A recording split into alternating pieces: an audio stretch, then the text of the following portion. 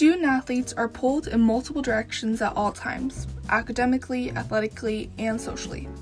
I'm your host, Rio Imanishi, and today I spoke with members of the Masters community to uncover what student athletes really go through behind the scenes. For a closer look at the pressures student athletes face, here's Ms. Tucker, one of the college counselors who sees it all. I can say that student athletes work so hard.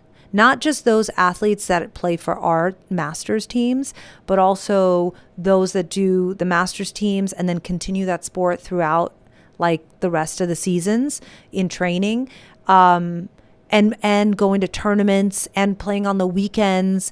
I think it's really hard to balance that, the academic portion of it, because Masters requires so much of students here in time. So everyone's chasing time down.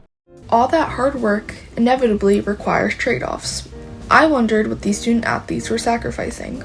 Both Ms. Tucker and varsity student athletes Noah Ferguson and Keelan Berry came to a general consensus. You get to socialize less and you have less free time. So I think socialization sometimes takes a little backseat. You're less social, you're having to do more schoolwork. You know, I think there's an aspect of just less time, especially if you're playing varsity sports. Also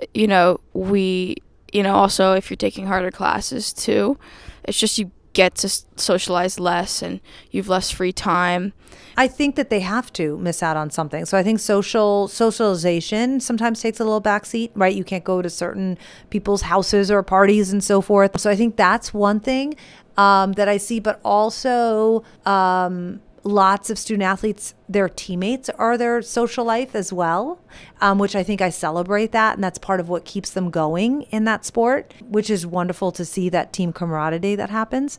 I mean, I definitely have less time to spend like outside of school. It's a bigger struggle to balance all like aspects of life. Again, I get home probably at 8 o'clock, 8:30 every night, so it makes it more difficult to get schoolwork done. I have a rule for myself that I'm not allowed to hang out with people on weekdays.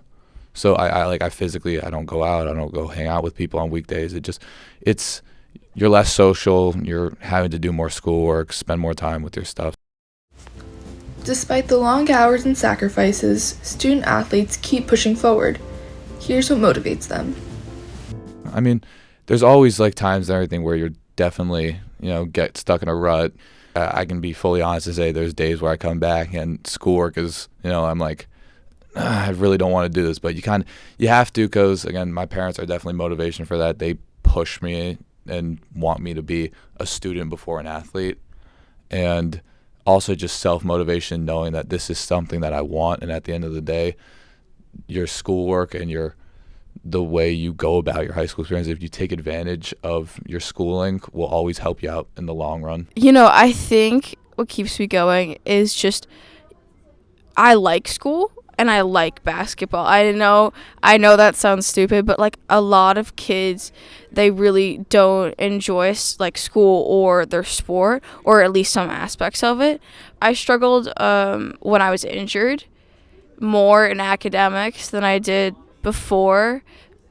I know it doesn't make any sense, but it was actually because like I wasn't doing what I loved and like I was struggling to like be motivated at anything. I'm sure some of you listening are student athletes yourself.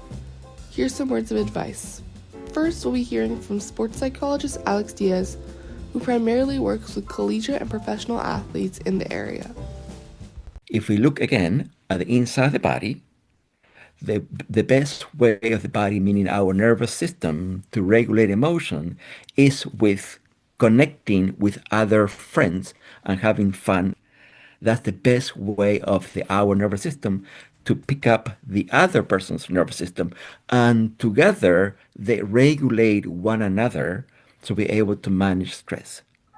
I think that you have to be really organized. You can't look at your LMS the night before and do anything, right? Because otherwise you're chasing the ball the rest of your year, and it feels very overwhelming and anxiety ridden. I think if you know that you have certain tournaments or certain activities at certain times that you're getting home at 8 o'clock at night, how are you planning for your long-term projects? How are you planning for tests? So I think it's about balance and organization that can only help you be successful. Take the little time and everything that you have during the day. So if you have like a free moment, free period, study halls, like any time that you can kind of take to get ahead on your work, because the worst thing that you can do is put yourself into a rut where you're having to dig yourself out of it. At the end of the day, you're choosing a life that you have to work hard, and you have to, the times that other people get to decompress, you have to do schoolwork, because the time they took to decompress, you were at practice, or you were doing this, or you were doing that. So it's much more important that you take the small moments that you get to do your schoolwork and to stay ahead, because if you don't, you will fall into holes and ruts that you have to dig your way out of. You've been listening to Tower Broadcast News. I'm Rio Imanishi. Thanks for tuning in, and comment down below if you have any suggestions for more stories regarding student athletes.